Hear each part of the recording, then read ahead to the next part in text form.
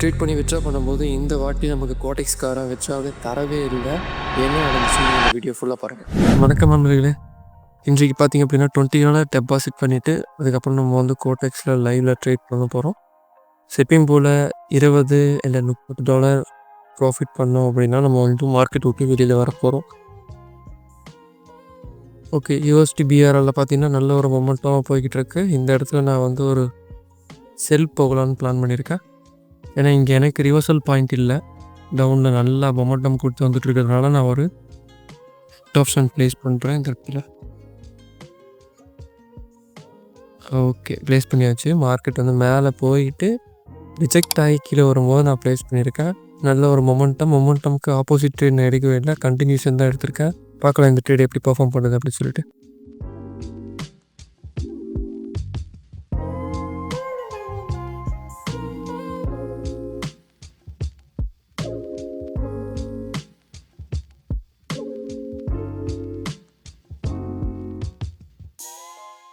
Market movement கொஞ்சம் ஃபாஸ்ட்டாக இருக்குது. பார்த்தீங்கன்னா தெரியும், ஓப்பனிங் பாயிண்ட்டை பிரேக் அவுட் பண்ணுது மேலே. ஓகே, சடனாக செல்லரோட என்ட்ரி.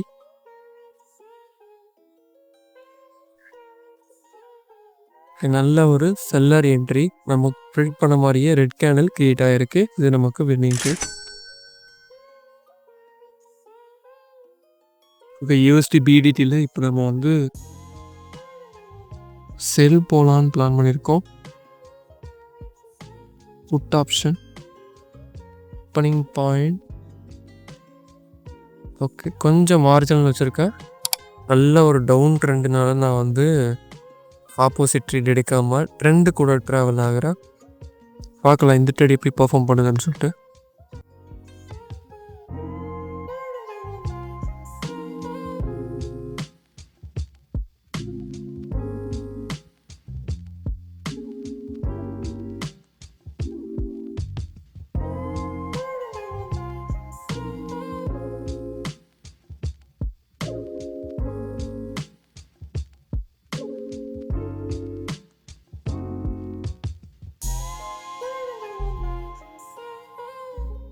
ஓகே, இதுவும் நமக்கு வந்து வின்னிங் ட்ரேடு தான். ப்ராஃபிட்.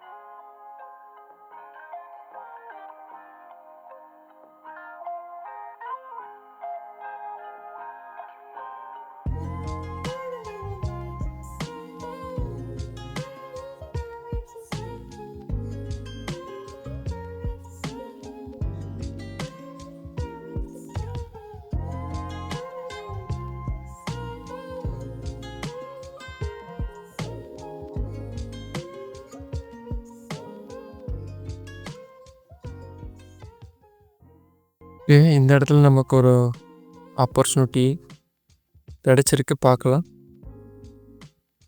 5 மினிட்டில் நான் போய் செக் பண்ணேன். நான் ரிவர்சல் பாயிண்ட் கொஞ்சம் மேலே இருக்குது. 1 மினிட். இந்த இடத்துல நான் வந்து பை ஆர்டர் ப்ளேஸ் பண்ணலான்னு சொல்லிட்டு நான் கான்ஃபிடென்ட்டாக இருக்கேன். ஏன்னா நல்ல ஒரு மொமெண்டம் கொடுத்து போயிட்டுருக்கு அப்படின்றதுனால. ஓகே, என்னோடய என்ட்ரி நான் வந்து ப்ளேஸ் பண்ணியிருக்கேன் பையில். கீழே வந்து செல்லராக மாறும்பொழுது நம்ம வந்து எடுக்கலை. நல்லா ஃபாஸ்ட்டான ஒரு மூமெண்ட் இருந்ததுனால நான் அப்படியே கொடுத்துருக்கேன். என்னோடய என்ட்ரி கொஞ்சம் லேட்டு தான். பார்க்கலாம் ட்ரேட் எப்படி பர்ஃபார்ம் பண்ணுது அப்படின்னு சொல்லிட்டு. ஓகே, இதுவும் லேட் என்ட்ரி தான். ஆனால் ரிவர்சல் பாயிண்ட் மேலே இருக்குது. கம்பல்சரி அந்த கேப்பை வந்து மார்க்கெட் ஃபில் பண்ணும். ஸோ இந்த ஒரு ரீசனுக்காக நான் வந்து இந்த இடத்துல நான் ஒரு பை ஆர்டர் எடுத்துக்கேன். பார்க்கலாம் இந்த ட்ரேட் எப்படி பர்ஃபார்ம் பண்ணுது அப்படின்னு சொல்லிட்டு.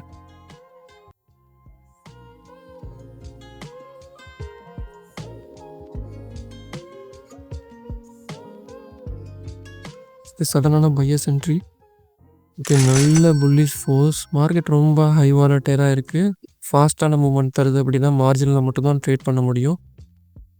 ஓகே, $20 நம்ம வந்து ப்ராஃபிட் பண்ணியிருக்கோம். $20 டெபாசிட் பண்ணி $20 பண்ணியிருக்கோம். இன்னொரு $10 வரைக்கும் நம்ம புஷ் பண்ணலாம். CHF JPY.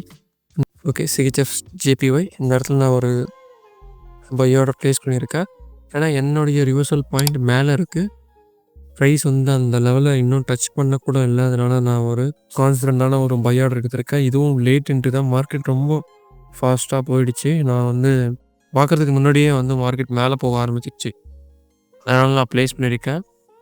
என்னுடைய டார்கெட் லெவல், அதாவது resistant area, nearby resistant area வரைக்கும் போகணும் பையர்ஸு.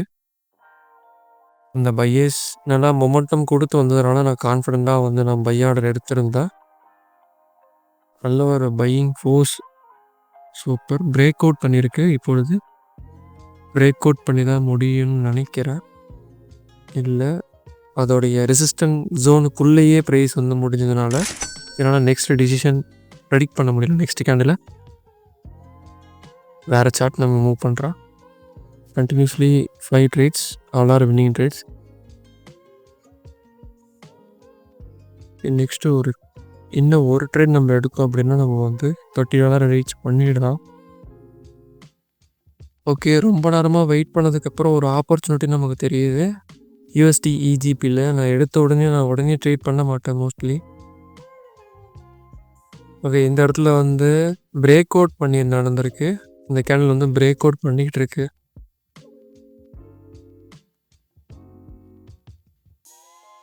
ஓகே, நான் நெக்ஸ்ட்டு இந்த கேண்டில் பிரேக் வச்சிச்சு, இந்த லெவலில் பிரேக் வச்சிச்சுன்னா நான் செல் போகலாம். ஓகே, பிரேக் வச்சுருக்கு. நான் இந்த இடத்துல நான் செல் போகலான்னு பிளான் பண்ணியிருக்கேன். நல்ல ஒரு செல்லர்ஸோட மூவ்மெண்ட் நீங்கள் பார்க்குறது அப்படின்னால நான் செல் தான் போகிறேன். பார்க்கலாம். இந்த இடத்துல மார்க்கெட் வந்து ரெட் கேண்டில் க்ரியேட் பண்ணணும் கான்செப்ட் படி. கொஞ்சம் மேலே ஏறிச்சுன்னா நான் கொடுத்துருவேன். ஓகே, மேலே ஏறுற மாதிரி தெரியல. ஓகே, ப்ளேஸ் பண்ணிடலாம்.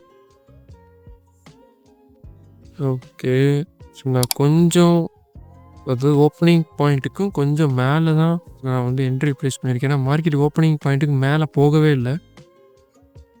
எடுத்த உடனே கொஞ்சமாக மேலே போயிட்டு உடனே கீழே வந்துருச்சு. ஸோ இதுக்கு முன்னாடி நான் போட்டு வச்ச லைன் பார்த்திங்க அப்படின்னா அந்த லைனை வந்து பிரேக் அவுட் ஃபார் க்ளோஸ் வைக்கணும். ஸோ அதான் நம்மளுடைய ஸ்ட்ராட்டஜி.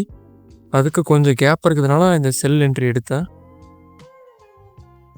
Okay, just miss. கொஞ்சம் மார்ஜினோட தான் நம்ம வின் பண்ணியிருக்கோம். ஓப்பனிங் பாயிண்ட் கொடுத்துருந்தோம் அப்படின்னா ஒரு கான்ஃபிடென்ட்டாக $31 நம்ம ப்ராஃபிட் பண்ணியிருக்கோம். ஸோ எடுத்த உடனேலாம் ட்ரேட்ஸ்லாம் எடுக்க முடியாது. ஸோ நான் ரெஃப்ரெஷ் பண்ணுறேன். எவ்ரி வீடியோவில் பார்த்திங்க அப்படின்னா நம்ம வித்ட்ராவல் ஹிஸ்ட்ரி நம்ம வந்து ஷேர் பண்ணிட்டுருக்கோம். Deposit and withdrawal every trading செஷனுக்கு அப்புறம் நம்ம வித்ட்ராவல் போடுவோம் ரெகுலராக. ஸோ இன்றைக்கி நம்ம வந்து சேம் அதை தான் பண்ண போகிறோம். வித்ட்ராவல் போட போகிறோம். $51.14 நம்ம ஓவராக வித்ட்ரா போட போகிறோம்.